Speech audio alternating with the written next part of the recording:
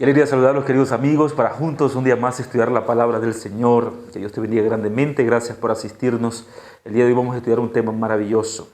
Y vamos a mirar cómo Pablo utiliza ciertas ilustraciones que nos servirán a nosotros para fortalecer nuestra vida espiritual. Cuando Pablo escribe esta carta, la escribe desde la prisión de Roma. Recordemos entonces que en esas circunstancias solo los grandes dan palabras de ánimo, de aliento, de fortaleza y escriben los mejores mensajes inspirados por el Espíritu del Señor. La palabra del Señor dice en el capítulo 2 de 2 de Timoteo: Tú pues, hijo mío, esfuérzate en la gracia que es en Cristo Jesús. Siempre me cuestioné si es necesario esforzarse en la gracia. Al parecer, cuando recibimos algo gratuito, las personas piensan que no tenemos necesidad de esforzarnos en ello. Pero la palabra de Jesús propone de que sí, de que es necesario esforzarse en esa gracia. ¿Y qué significa esforzarse en la gracia? Pues Pablo lo va a explicar. Lo que has oído de mí ante muchos testigos, esto encarga a hombres que sean fieles e idóneos para enseñar también a otros. Entonces, esa gracia concebida por Cristo Jesús debía de seguirse esparciendo y la palabra del Señor debía seguirse comunicando a través de un simple punto, a través del discipulado. Discipulado significa formar más discípulos, para que cuando Pablo ya no estuviese, para que cuando Timoteo ya no estuviese, la palabra de Jesús siguiese avanzando y alcanzando a más personas.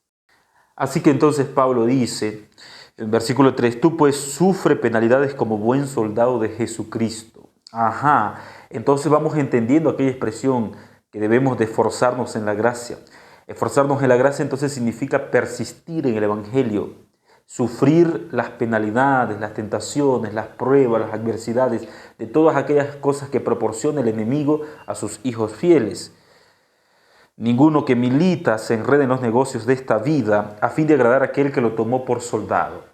Jesucristo nos llamó, nos separó, nos escogió y nos tomó por soldado.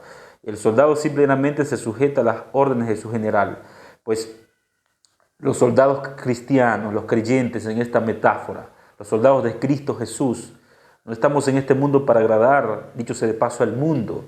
No estamos en este mundo para agradarnos a nosotros mismos, ni siquiera eso. No estamos en este mundo para ir tras vuestras propias concupiscencias, costumbres, sino para agradar a Cristo Jesús, el cual nos tomó por soldado. Esto es lindo, es interesante. Mira lo que dice la Escritura. Y también el que ha luchado como atleta no es coronado si no lucha legítimamente. O a algún jugador le consideran su gol si está fuera de tiempo. O si han sacado una tarjeta amarilla o roja en el momento que él está insertando su gol, ¿sería considerado? Pues no. Lo mismo aplica para todos los deportes y todas las áreas de la vida. Nadie que juega de manera deshonesta, nadie que rompe las reglas del juego, es coronado, es premiado. Los campeones son campeones porque no solamente ganan, sino porque ganan de manera correcta, porque hacen lo que tienen que hacer. Y el cristiano está llamado a ser un campeón en la vida espiritual, haciendo lo que tiene que hacer, es decir, trabajando, luchando y esforzándose legítimamente para alcanzar la vida eterna. La palabra del Señor continúa diciendo: el labrador, que puede también traducirse como el agricultor, para participar de los frutos debe trabajar primero. Considera lo que digo y el Señor te dé entendimiento en todo. Entonces, tanto el atleta como el agricultor, antes de lograr su objetivo final, tienen primeramente que trabajar. El atleta trabaja en su cuerpo, trabaja en su disciplina, trabaja esforzándose, trabaja entrenando, trabaja practicando. El agricultor primeramente siembra, cuida, cultiva, prepara los frutos, protege a las plantas con insecticidas, etc. Pero lo cierto es que antes de cosechar el fruto hay un trabajo previo. El cristianismo, también nosotros estamos en el tiempo y la época de sembrar para vida eterna, antes de cosechar la corona de vida, el cual el Señor le dará a todos aquellos que aman y esperan su venida. Por otra parte, la palabra del Señor continúa diciendo: considera lo que te digo y el Señor te dé entendimiento en todo. Versículo 8. Acuérdate de Jesucristo, del linaje de David, resucitado de los muertos conforme a mi evangelio, en el cual sufrió penalidades, hasta prisiones a modo de malhechor, mas la palabra de Dios no está presa. Cuando Pablo dice en el cual sufro penalidades, escribiendo su propia carta desde la propia prisión, allá en Roma, Pablo entendía que su misión era como la misión de un soldado, pero no de este mundo, no de los gobiernos de este mundo, sino del supremo líder de los líderes y rey de reyes, señor de señores, de Cristo Jesús. Así que él está dispuesto a pagar el precio. Toda disciplina, todo deporte, toda ocupación, todo oficio, toda profesión necesita pagar un precio. O el médico llega a ser médico sin antes pagar el precio de su estudio. El ingeniero llega a ser ingeniero sin antes estudiar. El abogado llega a ser abogado sin antes pasar por la escuela de Derecho. Pues todo en esta vida demanda de un esfuerzo, de un sacrificio. Y para lograr ese sacrificio, o para lograr ese objetivo final, hay que pasar por el sacrificio. Y ese sacrificio es la escuela que prepara al creyente, que prepara su carácter, que prepara su vida para el reino de los cielos. Pablo era consciente de ello y por ende asumía su responsabilidad con gozo, con fuerza, con ímpetu, a pesar de que estaba pasando por aflicciones. El cristiano puede pasar por aflicciones, pero debe saber que esta es la escuela del proceso hacia el lugar donde Dios nos quiere llevar, que es la patria celestial. Así que si estás pasando por dificultades, si estás pasando por momentos tristes, por momentos de ansiedad, por momentos depresivos, por momentos angustiosos, tranquilo, tranquila. Recuerden el Señor que esto forma parte del proceso, mas no siempre será así. El Señor pronto vendrá para darte la corona de vida. Versículo 10 dice, por lo cual, todo lo soporto por amor de los escogidos, para que ellos también obtengan la salvación que es en Cristo Jesús, con gran gloria eterna. Y cuando Pablo dice eso, entonces él entiende que el fundamento que él había colocado, la predicación que él había hecho, la doctrina que él había sembrado, no hubiese tenido sentido si él no hubiese vivido lo que estaba enseñando, lo que estaba predicando, lo que estaba aconsejando. Por otra parte, la Escritura dice, palabra fiel es esta: si somos muertos por él, también viviremos por él. Si sufrimos, también reinaremos con él. Si le negáremos, él también nos negará. Sin embargo, si fuésemos infieles, él permanece fiel, porque él no puede negarse a sí mismo, porque el carácter de Jesús es la lealtad, es la fidelidad. Y por más que el ser humano se aparte de Jesús, se aleje de Jesús, Jesús sigue firme en su palabra, en lo que dijo, en sus promesas. Queridos hermanos, finalmente entramos a un punto interesante.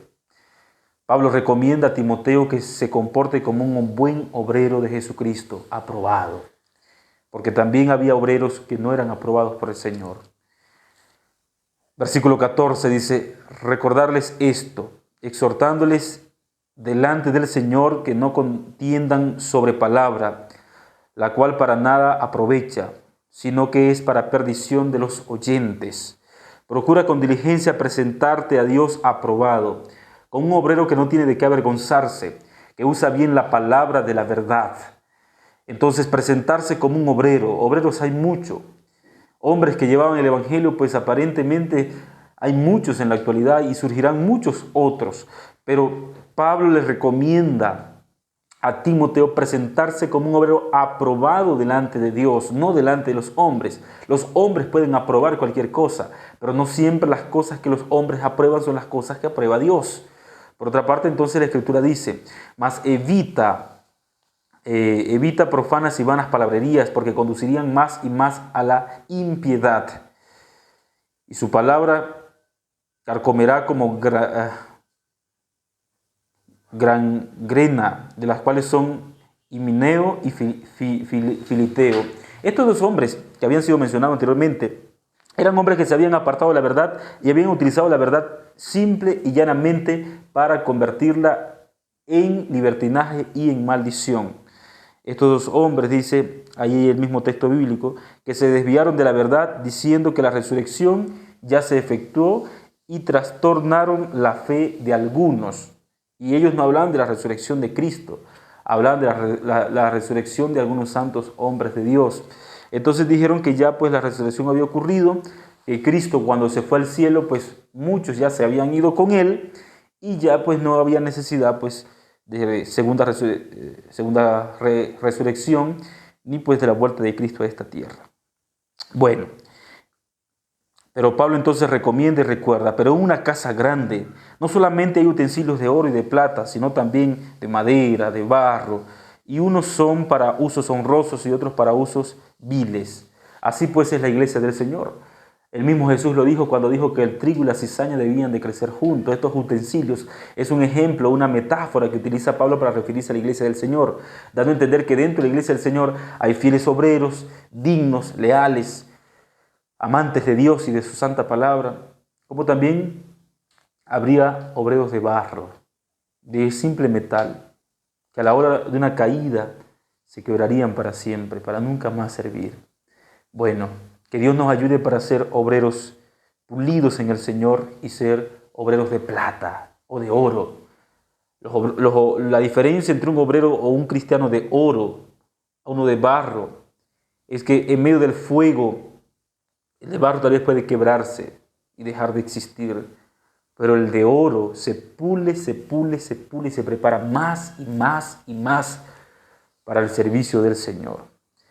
Finalmente entonces Pablo dice, así que si alguno no se limpia de estas cosas, será instrumento para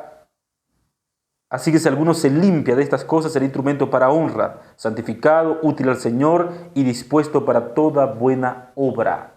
Todo aquel que se santifique y se prepara para el servicio del Señor, entonces se torna un obrero limpio para toda buena obra.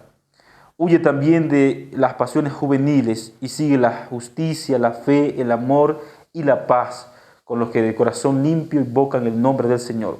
Pero desecha las cuestiones necias e insensatas, sabiendo que engendran contiendas.